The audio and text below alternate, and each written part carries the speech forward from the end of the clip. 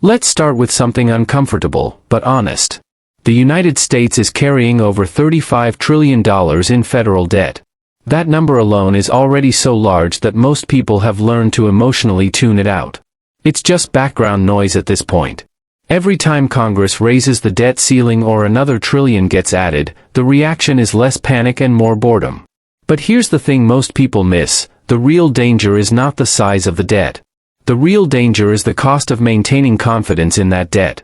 For decades, the U.S. has benefited from an extraordinary privilege: the dollar's role as the global reserve currency. That privilege allowed America to borrow cheaply, run permanent deficits, and push problems into the future with relatively few consequences. That era is quietly ending. The dollar's share of global foreign exchange reserves has now fallen to its lowest level in roughly 30 years, slipping below 60%. At the same time, interest rates on U.S. government debt are hovering near 20-year highs, forcing the Treasury into a corner that few Americans fully understand yet. 5 years ago, annual U.S. government interest payments were around $500 billion. Today, they are closer to $1.2 trillion. That's not defense spending. That's not healthcare. That's not education. That's just the cost of past borrowing. Interest alone is now consuming more than 1/5 of federal revenue. This is what central bankers grimly refer to as a debt doom loop. Higher debt leads to higher interest costs, which worsens deficits, which erodes investor confidence, which pushes rates even higher. And here's the key realization: once confidence goes, mathematics takes over. To understand where things can break, you need to understand something most headlines never explain: the term premium, also known as the risk premium. When investors buy U.S. Treasury bonds, they're pricing three things: expected inflation, short-term interest rates set by the Federal Reserve, and confidence that the U.S. government will honor its obligations without monetizing or debasing them. That third factor, confidence, is everything. Historically, the average risk premium on U.S. 10-year bonds is around 2%. In times of extreme trust, like 2019, it actually went negative, meaning investors were willing to accept lower returns simply for safety. Today, that risk premium is hovering around zero. Which sounds good, until you realize how fragile that is. If investor confidence weakens and the risk premium merely returns to its historical average, a 4% Treasury yield becomes 6% almost overnight. That wouldn't just hit Washington.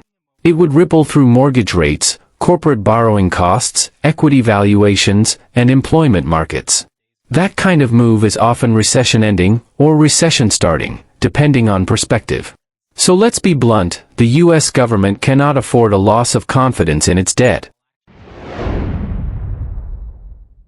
Now here's where geopolitics enters the picture. For years, two countries were the backbone of foreign demand for U.S. treasuries: China and Japan. Together, they absorbed massive quantities of American debt between 2000 and 2022. That's no longer happening.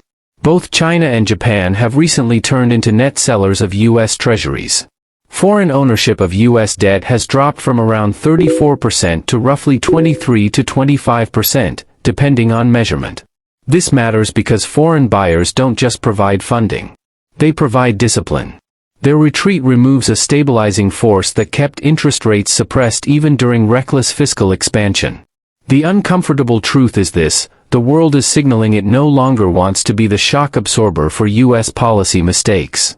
This brings us to a statement that shocked a lot of people, not because it was radical, but because it was said out loud. At a recent economic forum, Anton Kobyakov, a senior advisor to Vladimir Putin, claimed the United States is preparing to use crypto and stablecoins to devalue its debt by pushing the world into what he called a crypto cloud. At first glance, it sounds borderline conspiratorial. But here's the problem for critics. Historically, he's not wrong about the pattern. The U.S. has resolved debt crises before through controlled devaluation: 1933, gold confiscation and revaluation under FDR, roughly 69% devaluation; 1971, Nixon closes the gold window, severing convertibility; 1985, Plaza Accord orchestrates a coordinated dollar devaluation. Each time, Debts became easier to repay, not because they disappeared, but because the unit of account was weakened. Devaluation is not default. It's something quieter, and far more politically survivable. Here's where most commentary goes wrong. The US is not planning to magically convert $37 trillion of debt into crypto. That's a misunderstanding. What's actually emerging is far subtler, and arguably smarter. Dollar-pegged stablecoins like USDT and USDC are required to be backed by real assets, primarily short-term US Treasuries and cash. That means every new stablecoin issued creates automatic demand for US government debt.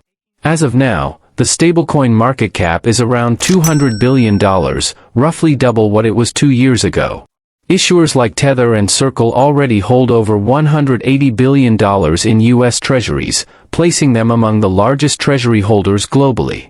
Treasury officials have publicly suggested stablecoins could grow to $2 to $3.7 trillion within this decade. And here's the critical shift: demand no longer comes from foreign governments. It comes from individuals and businesses worldwide seeking dollar access. A farmer in Argentina escaping peso inflation. A small business in Turkey hedging against currency collapse. A freelancer in Nigeria using digital dollars to get paid. Every one of them becomes an indirect financier of US debt, without ever consenting to that role. There's another layer that deserves attention. US banks currently hold roughly $3.2 trillion in so-called excess reserves parked at the Federal Reserve. This money has been essentially frozen since post-2008 QE, earning minimal interest and contributing little to economic activity. Under recent regulatory frameworks, those reserves may increasingly be used as stablecoin backing. This is crucial: no new money needs to be printed. Liquidity is simply activated. When dormant reserves begin circulating, even digitally, the effective money supply expands. Prices adjust. Purchasing power erodes. And the real value of debt shrinks without triggering immediate political backlash. Inflation without headlines. Devaluation without defaults. If all of this sounds abstract, look at what global actors are actually doing. Central banks have bought over 1,000 tons of gold per year for 4 consecutive years, the fastest pace since 1967. Countries like Poland, Turkey, China, and the Czech Republic are aggressively increasing gold holdings. Gold recently touched all-time highs above $3,700 per ounce. These are not speculative traders. These are conservative institutions hedging against systemic monetary shifts. Gold isn't rising because it's exciting. It's rising because trust is quietly eroding. Let's pick up right where we left off. By now, the picture should be uncomfortable but clear: the United States is not trying to escape its debt problem. It's trying to manage confidence long enough to dilute that debt quietly. Stablecoins, Treasury demand, reserve activation, these are not accidental trends. They form a coherent strategy. But here's the part most bullish narratives skip: even the smartest devaluation strategy has limits. And those limits are not theoretical. They're structural, political, and human. Let's start with scale. U.S. national debt is now over $35 to $37 trillion and growing. Even the most optimistic projections for stablecoins, $2 trillion, $3.7 trillion, take your pick, still represent only a fraction of the total debt pile. Foreign investors as a group hold about 24 to 25% of U.S. debt. Stablecoins, even at multi-trillion scale, only offset a portion of foreign demand loss, not domestic imbalances. That means stablecoins can slow the bleeding, but they cannot reverse it. At some point, markets will still ask the same question they always ask: does the U.S. have the political will to align spending, taxation, and growth with reality? So far, the answer has been no, under both parties. A true reset clears the board. This is not that. What's happening instead is temporal redistribution. The debt burden isn't erased. It's spread across time, borders, and balance sheets. Inflation does not destroy debt, it moves losses around. And here's the harsh truth: the closer you are to political power and hard assets, the better you fare. That has always been the rule in every devaluation cycle. Here's where stablecoins are particularly effective. When the Federal Reserve inflates domestically, Americans notice, grocery bills rise, mortgage rates spike, and CPI headlines trigger political backlash. But when inflation rides through digital dollars held overseas, the pain is muted at home and diffused globally. A shopkeeper in Argentina holding USDT feels it. A freelancer in Southeast Asia holding USDC absorbs it. An African importer using stablecoins to avoid currency collapse pays it. None of them vote in US elections.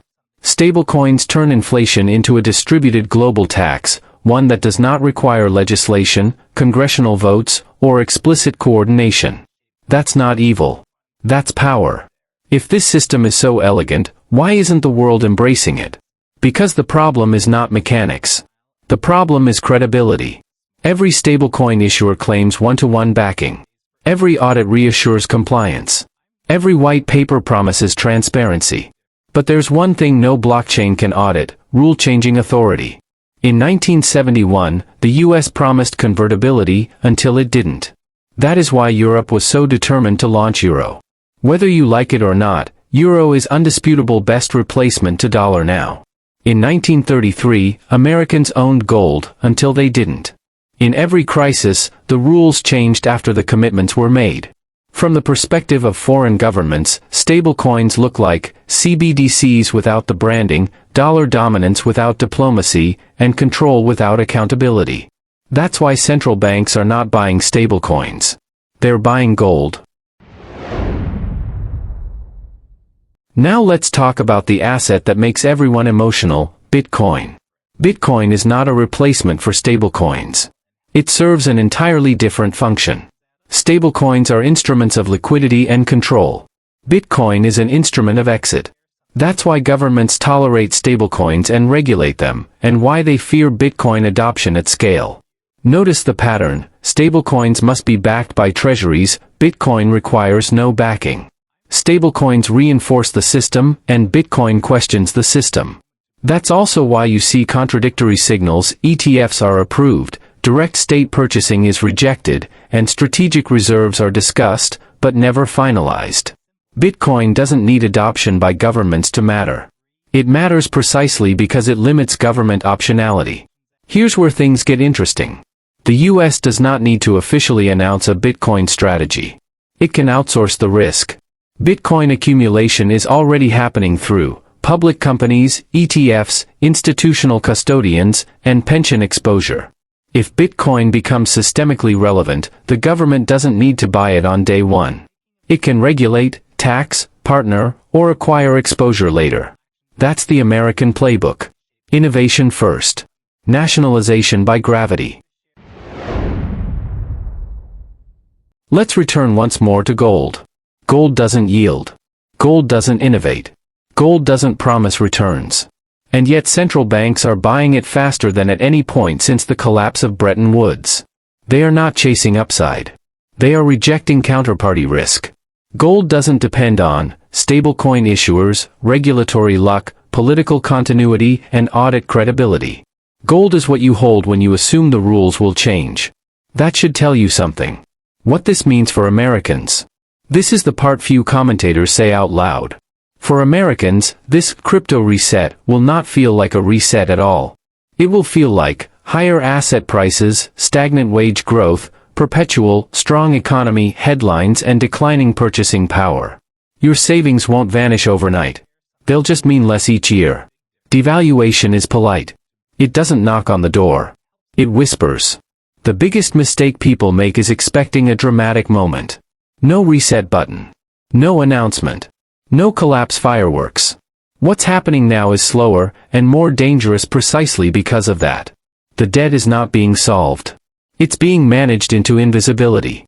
The system survives. Confidence is extended. Until it isn't. And when confidence finally breaks, it won't break because of crypto. It will break because reality always catches up to narratives.